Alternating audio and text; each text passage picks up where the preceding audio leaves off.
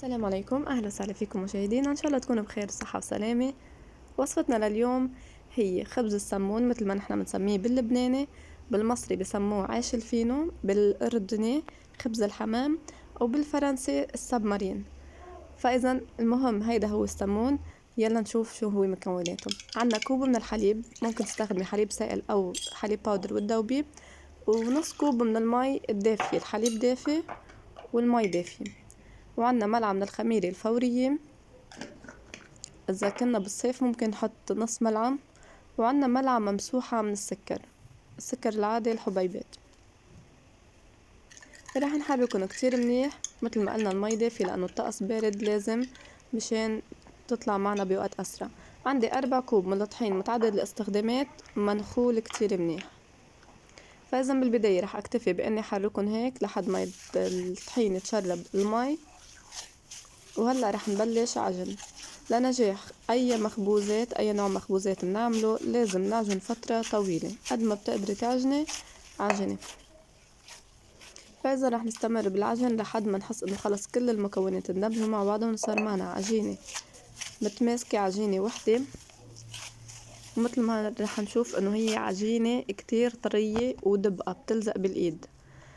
هلأ آخر شي رح نحط زبدة، تقريبا 3 ملاعق من الزبدة. عندي هيدي رح حط 3 مكعبات، تقريبا كل مكعب رح يكون ملعقة. ولازم الزبدة حصرا تكون بدرجة حرارة المطبخ، مطلعينها قبل بوقت من البراد مثل ما شايفين لينة. وهلا رح نرجع نعجن فترة أطول. أول ما رح نحط الزبدة نخلطها مع العجين، رح نحس إنه العجينة عم تتفتت معنا وتتقطع، وهذا الشي كتير طبيعي لحد ما يندمج معنا، تندمج الزبدة بالعجينة ويصيروا بقوام واحد. ومثل ما ملاحظين العجينة كانت رخوة وصارت رخوة أكتر، وهيدا القوام اللي نحنا بدنا إياه. بدنا عجينة كتير رخوة، كتير دبقة، يعني كتير طرية وكتير رخوة وكتير بتدبق. هيدا هو القوام المظبوط للخبز السمون. بالإضافة إنه رح نرجع نعجن فترة طويلة. كل ما عجنا أكتر كل ما النتيجة كانت أحلى. مثل ما شايفين رح نحصل على هيدا القوام من العجينة كتير طرية وبتلزق بالإيد. شوفوا الإيد اللي ماني لابسة فيها كاف عم تلزق بإيدي.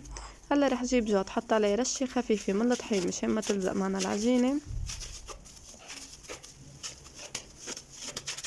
ورح نحط كمان رشة فوقها من الطحين، والطحين فقط مشان ما تلزق معنا. رح اغطيها بقطعة من النايلون، بعدين بقطعة من القماش، واتركها ترتاح ساعة او ساعة ونص لحد ما يتضاعف حجمها. فاذا انا عملت عجينتين وصفتين، هيدي الوصفة التانية. رح نلاحظ قديه هي هيك هشة وطرية وناعمة. هلا انا رح احاول اقطعها ل6 اقسام. 6 اقسام رح يعطينا حجم كتير حلو. في حال بتحبي حجم السمون يكون اصغر او اكبر، هيدا الشي بيرجعلك انت اختاري الحجم اللي بدك اياه. انسب حجم بالنسبة لإلي هو ال6 اقسام. شوفوا العجينة قديه طرية قديه سلسة. رح حط ايدي شوية طحين لانه كتير عم تلزق بايدي. رح نفرغها، نطلع من قلب الهوا. لازم بهالمرحلة نطلع من قلب الهوا مشان بعدين لما نخبزها ما يكون في قلبها هوا. رح احط شوية طحين وكورن كلهم بنفس الطريقة، نطلع من قلب الهوا. شوفوا هالقوام ما شاء الله رائعة. هذا القوام المطلوب يا جماعة، لازم نحصل على هذا القوام لتنجح معنا. فإذا منكورن شايفين كيف دبقة. أنا حرصت إني أرجيكم كل هيدي اللقطات مشان هيك تطلع معكم. فإذا هلأ برشة خفيفة جدا من الطحين رح أفردها. ما تكتر طحين لأنه الطحين رح يخليها تقسى، ونحنا بدنا إياها عجينة جدا طرية. رح حاول أعملها بشكل مربع، وهي كتير سهلة الاستخدام لأنها جدا طرية. حرصا لازم تكون بهيدا الشكل لأنه بدنا إياها سمونة متساوية الأطراف. فإذا منلف شوي ومنضغط، لازم تضغط كتير منيح، وهي أصلا دغري بتلزق ببعضها لأنها كتير طرية. وآخر شي منضغط على الأطراف، وكمان دغري رح تلزق لأنها عجينة طرية. نرجع منحاول نبرمها هيك. شفتوا يدوب في شوية طحين بس مشان ما تلزق بإيدي. أنا هيدول الطحين حطيتهم بس هي ما لازم نحط لها طحين. هلا عندي هون ورق زبدة عملتها بهيدا الشكل، وكل وحدة لازم يكون إلى ورقة زبدة. هلأ في نوعين من ورق الزبدة رح شوفيكن بعد شوي الوصفة التانية أي نوع زبدة، نوع ورق زبدة لازم نستخدم.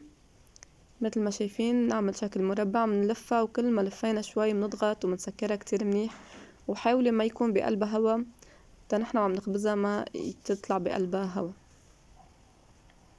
فإذا بهيدي الطريقة ومنحطها بورقة زبدة، كل وحدة بدها ورقة زبدة.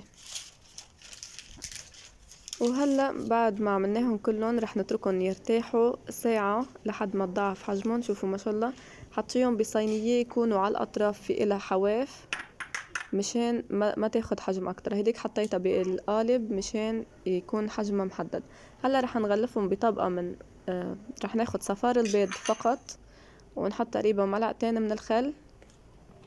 رح تقولولي بيض يا زوزو على اساس ما بتحب البيض. ايه فعلا انا ما بحب البيض، بس لازم نستخدم صفار البيض لنحصل على اللون الذهبي الرائع اللي رح نشوفه بعد شوي. بالمناسبة ما رح يكون إلى ولا طعم ولا ريحة بيض، ولو كان إلى طعم وريحة أنا ما كنت أكلتها. فإذا رح نحط طبقة من صفار البيض والخل اللي خفقناه مع بعضه. هيدي أول طبقة. رح نحط عندي هون سمسم محمصته شوي مش كتير لأنه نحن رح ندخلهم الفرن. سوري. رشة من السمسم. وفينا إذا بتحبي مش متوفر عندك وفينا نعمل سمون بلا سمسم، بس هيدا لأني عملت فيه الفاهيتا الوصفة اللي نزلتها امبارح. خبرتكم إني رح نزلكم يوم إذا الله راد وصفة السمون. رح نعمل طبقة تانية من صفار البيض، هيدي لنثبت السمسم على الخبزة. بهيدا الوقت رح نكون محمين الفرن على درجة حرارة كتير مرتفعة. لما حندخل الخبز على الفرن رح نخفض الحرارة لمتوسطة، حنحطن بالرف الوسط، ومشان ما يحترقوا معك حطي صينية من تحت تحجب الحرارة. وبس نحس انه خلص تضاعف حجمهم، اخذت الحجم المطلوب وحسيناها هيك نشفت، رح نعطيها من فوق شوي، نشعل الفرن من فوق تقريبا 3 دقايق لياخدوا هيدا اللون. شوفوا له هيدا اللون. هلا بالنسبة لورق الزبدة، هيدا ورق الزبدة مش منيح، هيدا ورق زبدة مغشوش. رح نشوف هلا النوعية التانية. عنا هيدا النوع من ورق الزبدة، شوفوا كيف دغري بتقبعيني بدون حتى من تعب حالنا. شوفوا ما شاء الله هالطراوة وهاللون. وعنا هيدا ورق الزبدة المش منيح. رح تلاحظوا الفرق، الورق الزبدة المنيح رح يكون مايل للون الأصفر وهيك بنحس إنه مزيت، هيك شوي مزيت. أينما التاني المغشوش رح يكون ناشف ومايل للأبيض أكتر. بس يعني ما رح بعد ما تعبنا وحضرناهم أكيد ما رح نوقف هون. لا، شو عملت؟ لقيت حل. أنا جبت مي عادية من الحنفية ودهنت على الورقة من برا مثل ما هلا رح نشوف. شايفين كيف لازقة ما بتقبع؟ بنجيب فرشاية ومندهن من ماء سوري بندهن مي من برا هيك، بنتركها دقيقتين ودغري رح تقبع معنا، ما رح يهمها أي شي. بس لما بدك تشتري انتبهي أي نوع ورق زبدة رح تشتري. هلا شوفوا بعد دقيقتين عم تنشال معي شوي صعبة بس نورمال، يعني انشالت وتمت العملية بنجاح بهيدا الشكل. يا دار ما دخلك شر. بس طبعا ورق الزبدة الأصلي أحسن، ويعني هيك أريح بالشغل. بس كمان هيدولي تمام مشي حالهم. وهيك عملنا سموناتنا. شوفوا ما شاء الله هاللون هالطراوي. بالنسبة للبيض فعلا يا جماعة ما عم غشكن، أنا حدا ما بحب البيض أبدا ولا بحب ريحته، بس ولا بين طعم ولا بين ريحة. بس بالمقابل عطانا لمعان ولون رائع للسمون ما شاء الله مثل ما شايفين، لون بشهي. هلا رح نشوف قلبه كيف مثل السمون لأن اللي بنشتريه من برا. بالنسبة للطعم أبدا ما في اختلاف، للقوام للطراوة. شوفوا ما شاء الله عن جد ناجحة 100%.